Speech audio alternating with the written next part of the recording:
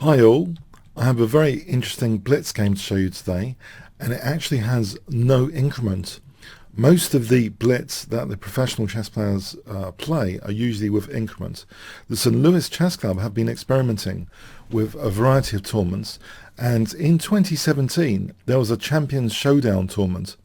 So they deliberately avoided the increment and no delay because they wanted to make an exhilarating experience for the fans to watch, both online and in person, at the St. Louis Chess Club. So very, very interesting event between November 9th and November 14th, 2017. Magnus was playing a match against Ding Liren, so the world number 3 at the moment, and the number 1 Chinese Grandmaster. So Magnus at the moment is the world number 1 and world champion. Let's have a look at this game in 2017 then. It's a Blitz game, 5 minutes, fast and furious, no increment, no delay. Let's have a look. Magnus with the white pieces plays knight f3, knight f6, we have g3, g6, now b3, so a double fianchetto, very interesting opening choice. Bishop g7, bishop b2, black castles, bishop g2, d6, d4, and now c5. Magnus, with his king still in the centre, actually does play c4 here. And then we have queen a5 check. This is a well-known position though. It's thought that knight c6 might actually be giving white a small edge with d5 and knight c3. This might be a small edge. There's an interesting stem game, Nikolic against Nurkic, Sarajevo 2007, which white won in 28 moves. Just quickly show you. So white was able to hold d5 there and take off that fianchetto bishop, and then press in that center with e4, and then black played a very interesting idea, but I'm not sure it worked out too well. Here black resigned. So that's an interesting stem game here, but we have queen a5 check instead, a disruptive kind of check. And there might be some issues here with knight d2, like knight e4 for example, and there's pressure on d4 on this diagonal. So the bishop actually goes to c3. This is the standard move. We have queen c7, knight bd2, rook e8, white castles, and now e5. This encourages a closed center position. So we have d5, but also there's a tactical point now, e4. Black is pushing forward in the center aggressively. Knight g5. This pawn is defended. It seems interesting actually to play e3 as well. This is an interesting idea, which here that would lose a piece. That's not so interesting, but there's a way of playing this as a pawn sacrifice here with queen e7. It's not entirely clear the compensation, but black does have a nice e5 square. It's not entirely terrible. In fact, the engines suggest it might be about equal here. So there's an interesting idea, pardon me, there with e3. So we have bishop f5. Now, what does Magnus play in this position if I give you 10 seconds to pause the video? A very, very interesting decision indeed. And it shows Magnus's great intuition, I believe. I've found what I think is a relevant quote here. Of course, analysis can sometimes give more accurate results than intuition, but usually it's just a lot of work. I normally do what my intuition tells me to do. Most of the time thinking is just a double check. So that's what Magnus Carlsen says. And wouldn't it be truer, especially on the fast and furious time controls, especially with this context of this game, no increment, no delay? Is there a really intuitive move which kind of defies calculation? What would you play here? Or an intuitive idea rather than move? Okay. Magnus actually gives up voluntarily the dark square bishop. You might think, what is this? The rook has to move surely. Guess what Magnus plays in this position? What's the point here? Okay. I hope you found this follow-up when you gave up that precious, usually precious dark square bishop. The follow-up is an interesting exchange sacrifice. Knight G takes e4. Very, very interesting exchange sacrifice. It looks pretty logical. You know, sometimes You know, the fianchetto responsibility on the dark squares means that such exchange sacrifices are becoming quite popular. And here, black does take, and white has a very nice queen on that diagonal. I'm looking at knight f6. Black takes on e4 and defends now f6. Here f4 is played, so just playing on calmly, just the exchange down here. There's good prospects for white in a practical sense, especially rook e7. And now, actually, this is very, very interesting.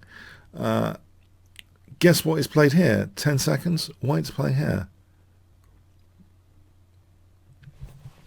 A very logical move in the circumstance. Okay, don't panic just because you're the exchange down. I mean, this is the intent anyway. g4, it gives the knight a nice square to come back on g3. Gives the prospect of f5. So we have the rook's doubling. Threatening rook takes e4. The knight retreats. Now maybe black should have tried to suppress e4 here. Black played b5. Maybe rook e3. And if white's best is rook f3, it seems, you know, black should be actually okay there. It's difficult here. Okay, here black might have a small edge, but black didn't play rook e3. Perhaps that's the best practical move here to try and stop white having a very, very interesting position. b5 though seems like a plausible idea, and we have e4, b takes, and now queen a5, and that looks at a2 as if tying down the queen. And now Magnus plays another kind of intuitive move, offering the pawn. And here, Ding Liren, remember it's only a 5-minute game, and the grandmasters are not usually playing, you know, without the incremental delay. So Ding Liren plays, it seems an inaccurate move here. He played knight f6. Best is probably the clinical looking, just take the pawn. And if e5 takes, say d6, rook e6, f5, there might not be enough here. There might not be enough compensation this position, because there's always a counter exchange sack, for example, to stop all the fun, you know, of queen h6 and queen g7. You know, because there's knight takes f6 then after, if needed. So here, you know, there's dangers here.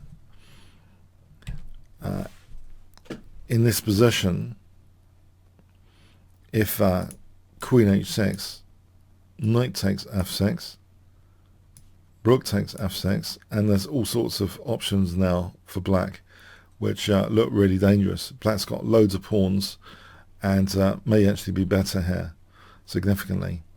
So yeah, this wasn't played. So knight f6 though was played. Now here, very, very good move from Magnus. Guess what he plays? Another really intuitive idea in this position. Kind of thematic looking. 10 seconds, what would you play here?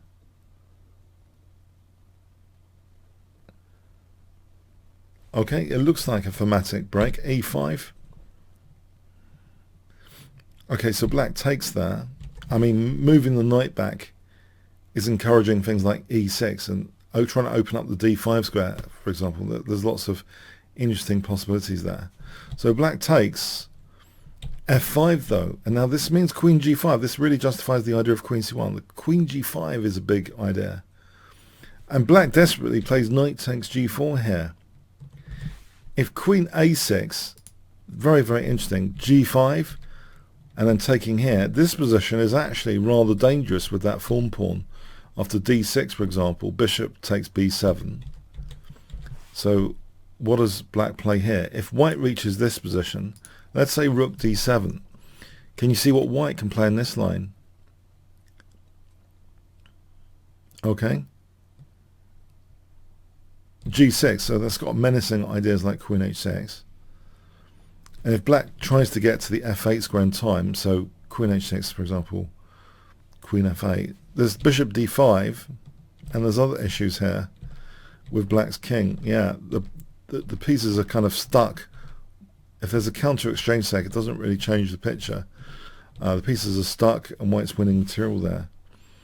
And if we go back, instead of rook d7 here, by the way, if rook b4, just as an example, g6, again, you know, big idea, queen h6. And if queen takes, Queen h6, Queen takes f1 is just desperate, because otherwise Queen g7, yeah, King just takes, that's it. So it's very, very dangerous position, you know, with this form pawn emerging on f6 sometimes. So knight takes g4 was played. And now Queen g5, yeah, hits that knight, asking like, where is it going actually? The knight is an unfortunate piece here. h5 looks to be damaging the king's safety, so we have e4, d6, rook e5, and now the piece is taken. Queen c3, so white has two pieces, two minor pieces for a rook. F takes, h takes, d7, rook d8, now picks up black center pawn. Check, king h1, king g7. Now knight f6, very good move. The queen's protected, not minding to get the queens off. Rook g5, now knight f6. And here, this is a really clever idea after rook f5. Magnus just takes here and plays a very important key check to get a very important tempo, this tempo gaining check, to preserve that dangerous passed pawn with bishop c6. What a phenomenal blitz game. King e7, and now white has another trump card in the position, the h pawn, which is pushed. Rook b8, h5, rook b4, and here, guess what Magnus plays in this position, and black resigned at move 40. Magnus plays, guess what?